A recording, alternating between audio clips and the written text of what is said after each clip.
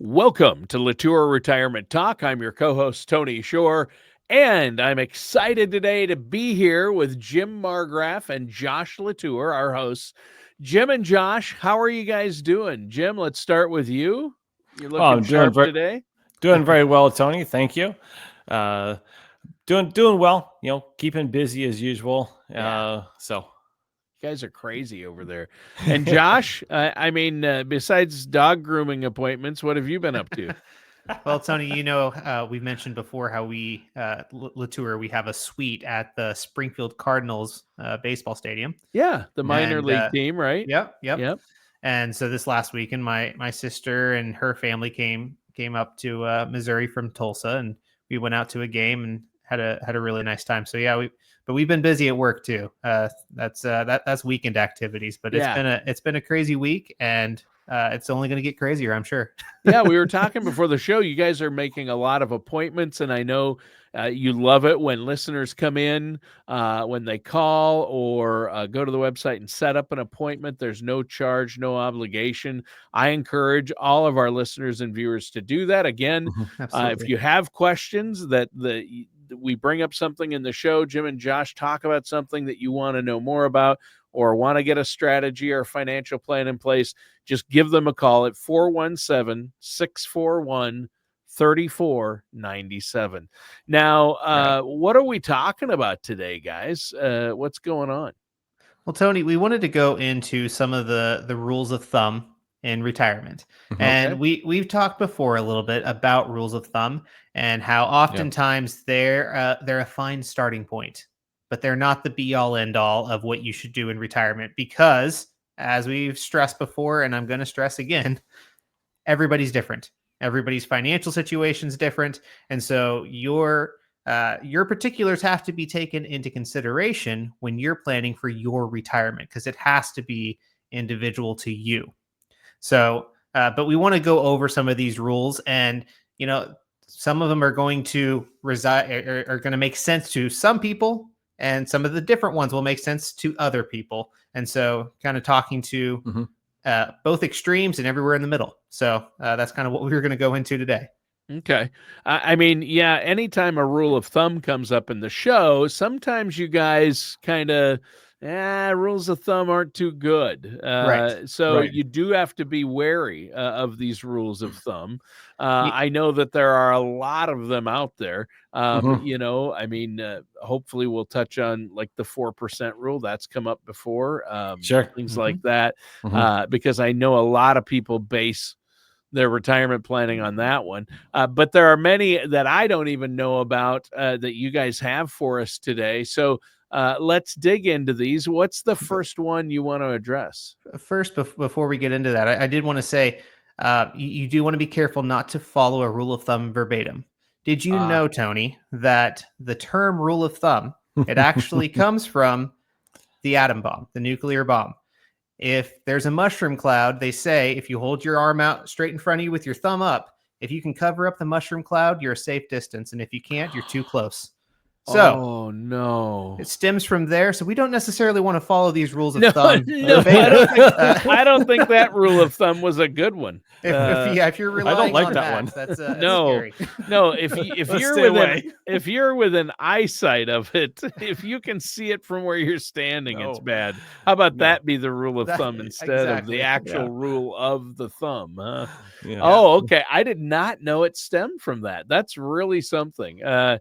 We laugh now because tragedy plus time equals comedy, but wow, that's scary stuff if they were really telling people that. That's crazy. Exactly. That is crazy. Okay, so what's the first rule of thumb then that we want to look at? So one of the ones that's out there is the idea that if you want $1,000 a month coming from your investments, that you need to have $240,000 saved. So for every $1,000 a month that you want for income, you need to have $240,000 saved in retirement funds. Now, again, this is a rule of thumb, as we're going to even get into more on this. Does it work for everybody? No, rules of thumb don't. But if you don't have a starting place, Right. this kind of gives you a really broad target out there to aim at. And especially if you are just getting started with retirement planning, retirement saving, and you're perhaps in the beginning of your career, Right.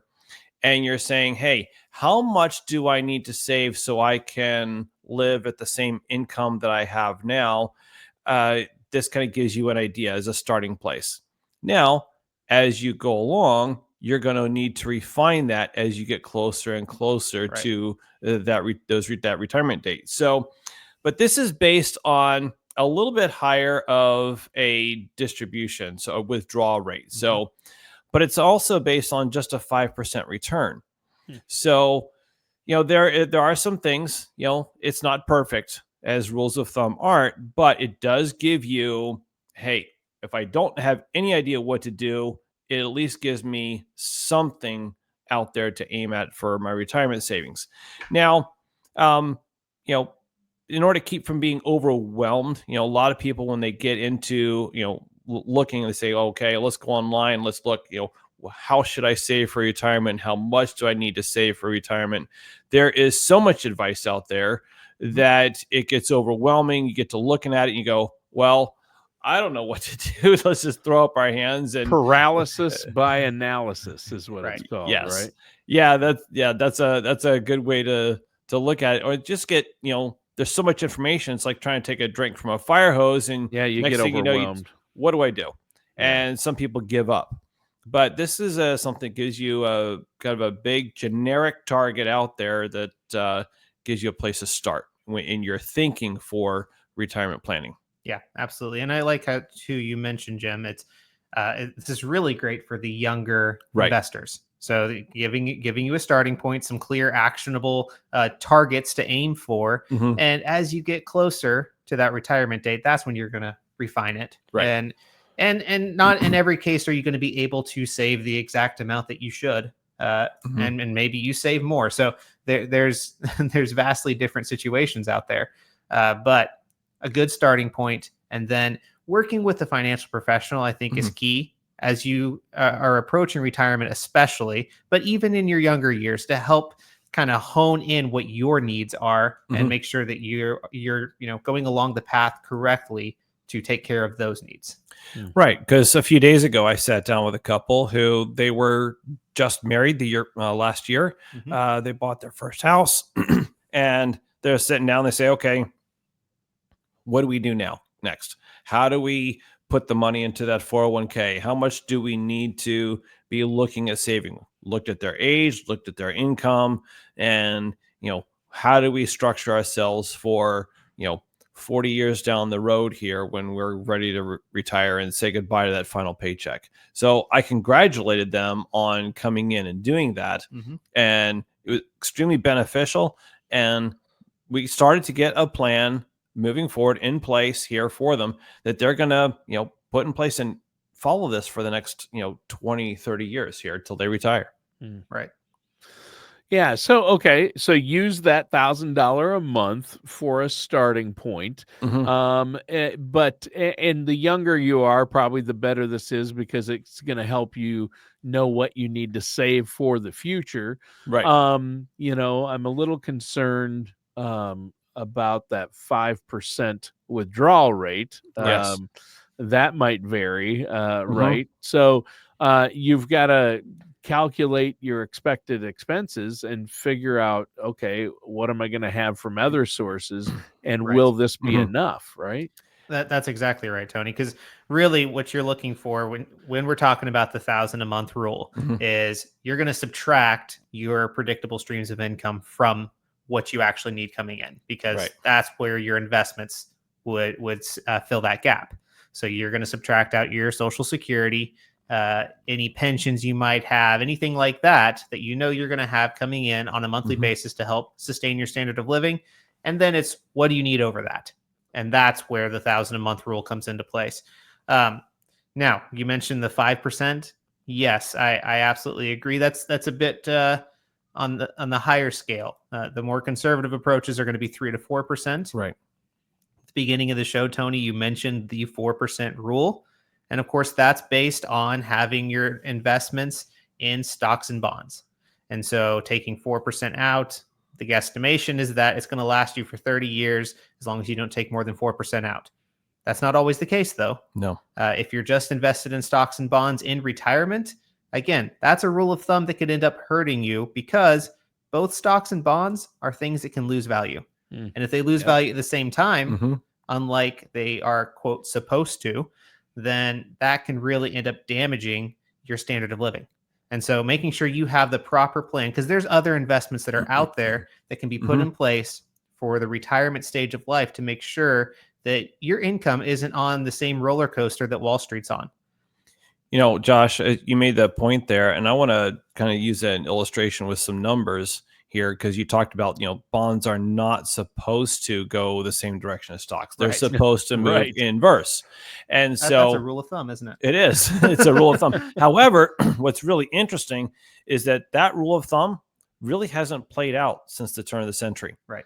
So every recession that we've had, 2001, 2008 and 9, we look at recently here in 2022, stocks and bonds have all been down together. Right. And, go back here just to 22, of course, stock and bonds were down a bunch because of the interest rate changes. Right. And so for a good portion of the year, bonds were down worse than stocks. However, stocks ended up catching up and passing bonds on the race to the bottom. And so we finished 2022 with stocks down 20% and bonds down 16%. And I don't know about you, Tony or Josh, but for me, if I'm thinking about retirement years and being able to pull income from my investments, I don't want the funds that I need to maintain my standard of living going down 16% that year. Oh, that's going to be a disaster for my retirement income.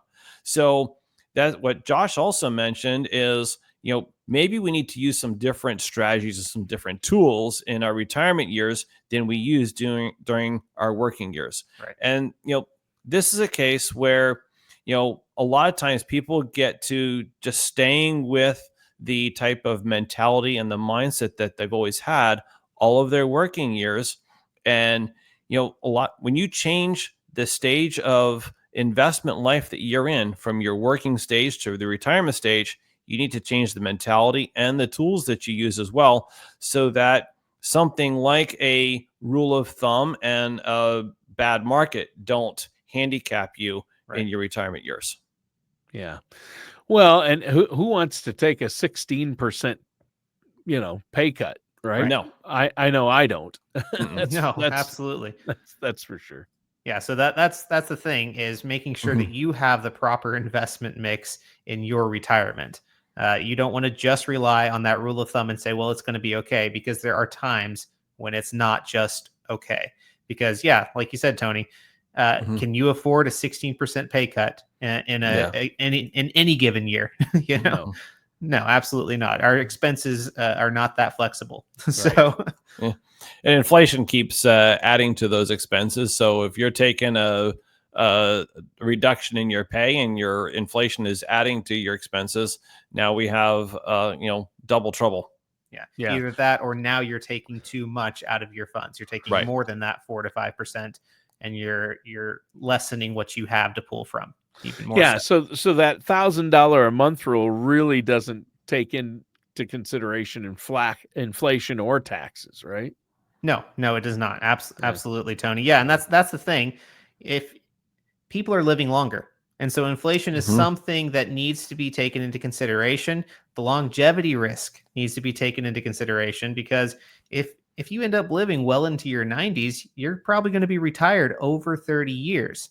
And so the 4% rule basically says that it will last you for 30 years in retirement, which at one time, that was perfectly fine. People weren't living that long in retirement. Sure. And if you look back at Social Security when it started back in 1935, the full retirement age, it was 60, correct?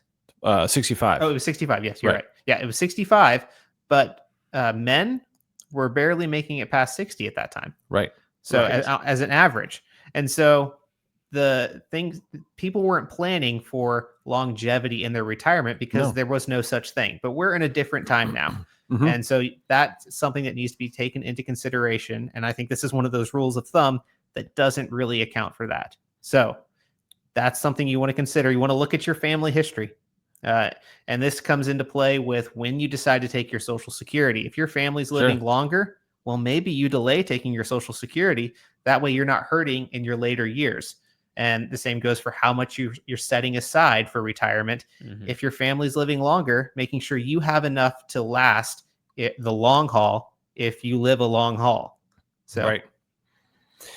So that's something like, think about me and my personal situation. I've got my grandparents on both sides lived, late 80s to early 90s. So that's something that I need to think about because my grandmother passed, on her 92nd birthday. So, thinking that, they retired in their early 60s. And so my grandmother is one of those who she lived exactly 30 years taking Social Security. So planning for that longevity is something that I have to do. Now, I look at, my dad. He's in his late 70s, going strong. He's just 60. What's that? He looks 60. Yeah, he does. And he's just 2 years ago he did a short triathlon. So he stays in shape and is going strong. He just came down for a visit and he drove the 13 hours in one day, and so he's still going well. So I personally need to think about this. So paying attention to your own personal situation. What are your particulars that you need to pay attention to for retirement? So what is that Social Security? What are we going to need to have coming in? And so how much do I need to save? And so this is something that is highly individual when we're looking at our retirement. Everybody, it's when you go out there and you look at so many options for whatever it is you want to buy. I was just thinking, thought came to my mind, look at the automobile market. There are so many different models, makes and models out there because there are so many individual tastes, and so everybody's got a different scenario. You need to identify what's the best for you, and sitting down with someone that can help you customize it for you and not just follow the rules of thumb can help you in make your retirement as best as possible. Yeah. Customization is key in this. Yeah.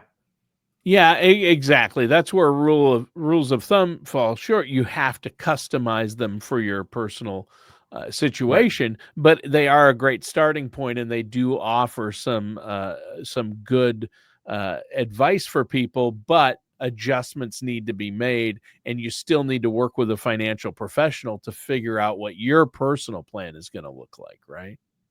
That's absolutely right, Tony. Yeah, you want to make sure that your needs are being met, not the needs of Joe the plumber or whatever. It's not just the Joe Cute Public. That's what I was going for.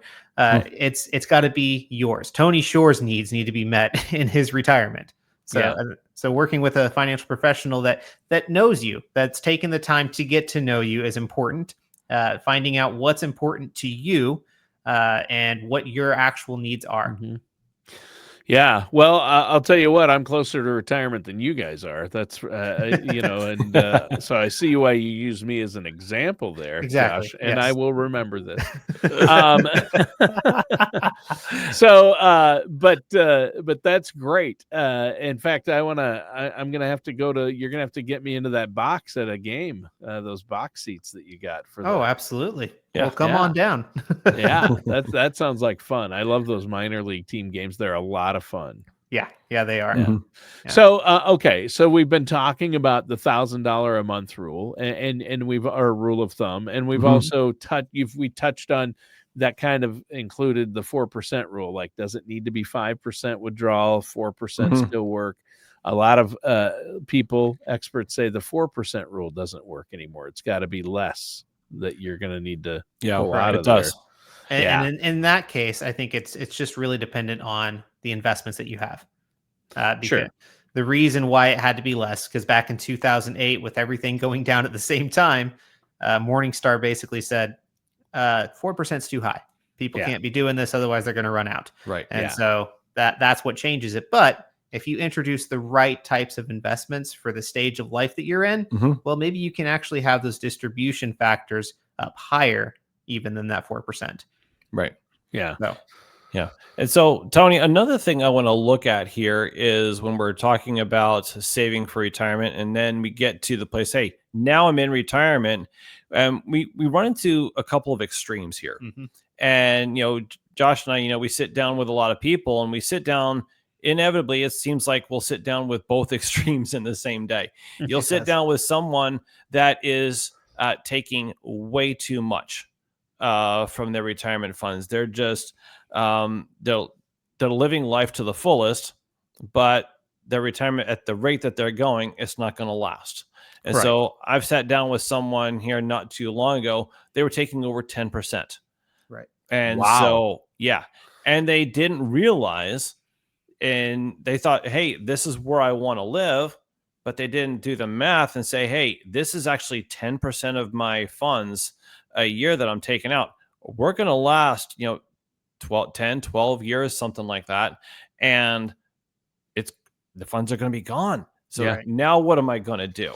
Yeah. What if you live 20 years? You've only made it halfway. Exactly. And you don't want to be in that situation. No. And so what was going to happen is they're in time, they're just going to end up with going all the way down to just Social Security income.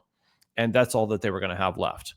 And, when I brought it up, they said, oh wow. They didn't make that connection. And, not everybody sits down and enjoys running numbers. And, like Josh and I do, we help run the numbers for people and say, okay, what does the math say? And take some of the emotion out of it and look at just the numbers, and let's do some planning here. And then, also sit down with someone who is afraid to take, even hardly anything out of their retirement. I actually have my grandfather's best friend.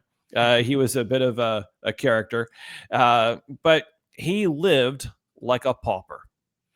And he had 7 figures sitting in CDs. Wow. And I'm talking, he's still living like a pauper well into his 80s. And he's got so much money sitting over here, and he wouldn't spend a dime of it. It's like he was afraid to enjoy any of those funds. And, after, you see people like that, and you say, you don't have to do this. You're fine. You've got plenty of funds. Right. We can enjoy these retirement years and do some of the things that we really enjoy. Yeah. I've tried to get my dad to be more like that, but he seems to be of the mind that he's spending my inheritance. I don't know. He told me, Joe told me that he wants his last check to bounce. Right. So I don't think I'd be using the word inheritance too much, throwing that around too loosely there, Josh. I should get him the bumper sticker. I'm spending my kid's inheritance. Yeah, there you go. Get him that. I volunteered to help him spend his money, as well. So you're doing your part, right? I'm doing my part, to make sure Josh, it's all gone by the time Josh gets there. Sure. Well, I think this is a really important topic, and you're right. I've seen that too. I have a relative that has plenty of money, and she is 91, I believe, and she constantly says that she doesn't have enough money, and she can't spend any money, and she doesn't want to spend any money, and she doesn't, and it's interesting how that works.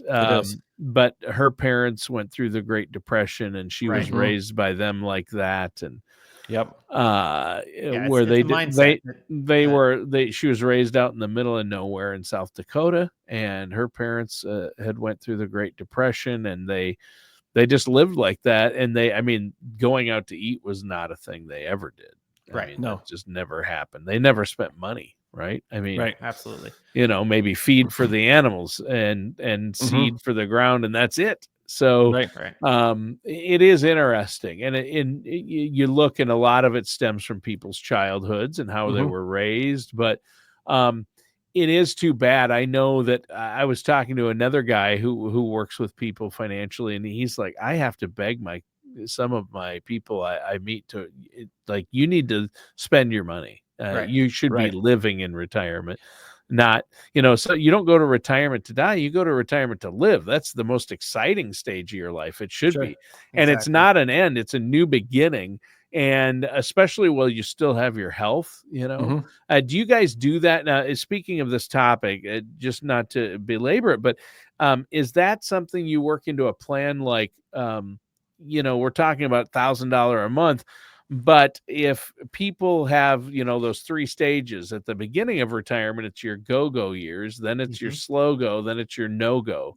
So I would assume people might want to spend a little more up front and maybe less as they go, or how does that work?